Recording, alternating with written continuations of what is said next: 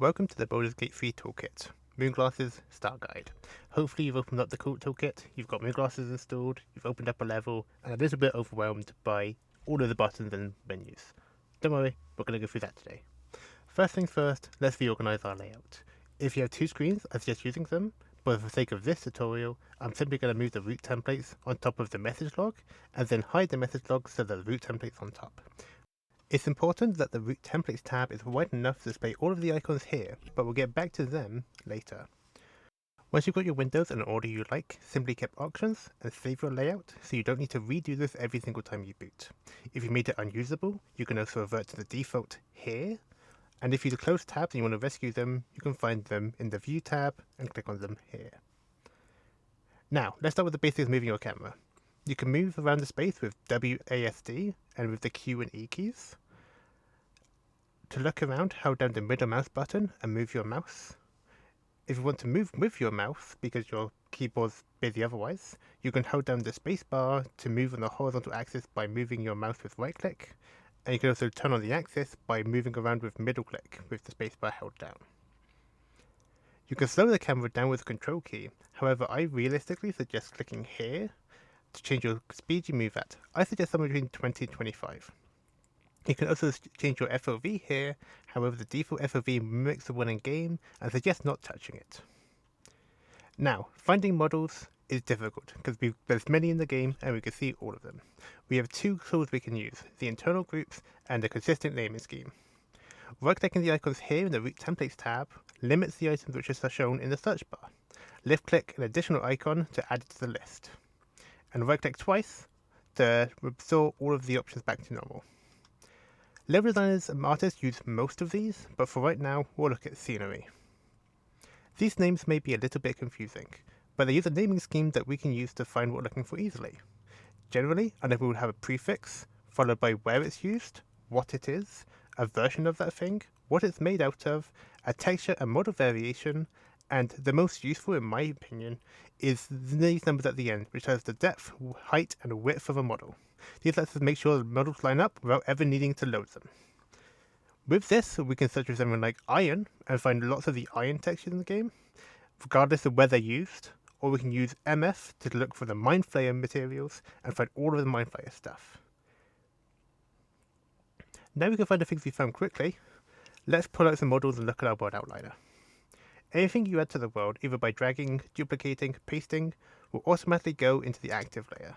Layers are just a sorting tool, so use them as much as you like to organize your layers. Add a layer by right-clicking its parent folder and adding a new layer, and you can right-click to change your active layer and move things around in your layers easily. You can also select a collection of items and group them by selecting them in the outliner, right-clicking, and selecting Group. This allows you to double-click any item in the group and move the entire selection quickly. Prefabs, found here in the root template, are pre-groups. All of the buttons to move things you'll also find here on the toolbar. However, pressing them can be tedious, so you can hotkey them with 1, 2, 3, 4, and 5. You can also right-click most tools and edit them, such as changing the rotation snapping from 45 to 15. The other thing to note is down at the bottom there's the transform of the individual item, if you want to set specific parameters, or click here to rotate in local mode. The last thing to note for the core of this video is the sidebar here. It's full of useful things depending on the food group of the item you've selected. It can mark how it interacts with the camera, projectiles, how it breaks, if you can climb on it or you can stand on it. Explore these if you're looking for a fine-tuned experience. We won't go through them all here, but if you're looking to tweak the gameplay experience, you can find it here. Now, some final tips before we close out this editor preview. This is the AI grid button. Use it to reconstruct the navigation grid that the AI, including your character's pathfinding, will use to the new terrain of the models you've added. If you've got disconnected terrain, such as roofs, simply add an AI seeder to the floor and generate the pathing there. If you've been in a building and you can't see a thing with default lighting, click up here and into the Work Atmosphere panel, and turn on Work Lighting so you can see everything at every angle. You can also enable different atmospheres up there, but typically you just need to see what you're doing.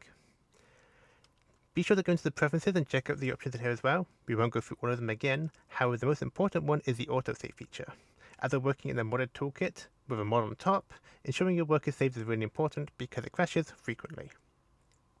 Control L hides the in-world widgets. This is very useful for constructs and decals as they can be very messy. Control T lets you teleport your character around, letting you quickly test different parts of your level. Note that the editor also uses the see-through properties, so if you need to get in close and things are disappearing, try moving the character a different way. You can also go into the file and reset story and level, which will reset the level fresh, so if you have broken items inside the level and you need them to be regenerated for further testing, click here. And finally, when you want to finish with the toolkit, don't press the big red X button in the top left. For some reason, this will politely unload all the levels despite the fact of quitting. Save your work and use File Exit or Alt F4 the program. And that's about it for video 1. If there's another video, we'll go into the foundations of building like cutout constructions, or maybe we'll go into terrain editing. But for now, that's it. I wish you luck on your modding journey, and I'll see you in the next one. Maybe. Who knows?